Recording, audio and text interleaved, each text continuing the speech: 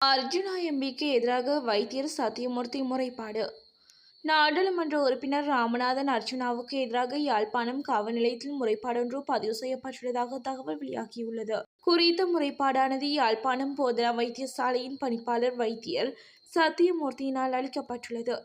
யாழ்ப்பாணம் போதனா வைத்தியசாலைக்குள் நாடாளுமன்ற உறுப்பினர் அர்ஜுனா அனுமதியின்றி பிரவேசித்து தமது கடமைகளுக்கு இடையூறு விளைவித்ததுடன் தம்மை அச்சுறுத்தியதாக வைத்தியர் சத்தியமூர்த்தியினால் முறைப்பாடு அளிக்கப்பட்டுள்ளமை குறிப்பிடத்தக்கது. மின்சார சபை ஊழியர்களின் மேலதிக கொடுப்பனவு.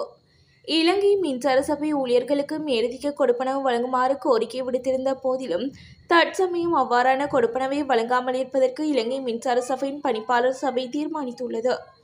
இலங்கை மின்சார சபை இவ்வருடம் பாரிய லாபத்தை ஈட்டிய போதிலும் கடன் மீள செலுத்துவதற்கு மின்சார கட்டணத்தை குறைப்பதற்கும் இந்த பணம் பயன்படுத்தப்பட்டுள்ளதாக அதன் பணிப்பாளர் சபை சுட்டிக்காட்டியது.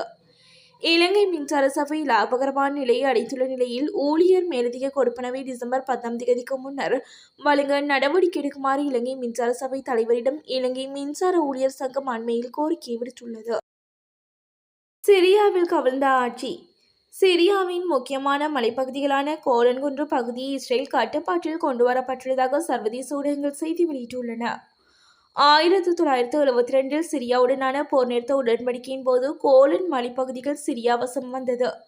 50 வருடமாக நிலவி வந்த சிரிய ஜனாதிபதி பஷர் அல் அசாத்தின் ஆட்சி கவிழ்ந்துவிட்டு சிரியா தற்போது கிளர்ச்சியாளர்கள் கட்டுப்பாட்டில் உள்ளது.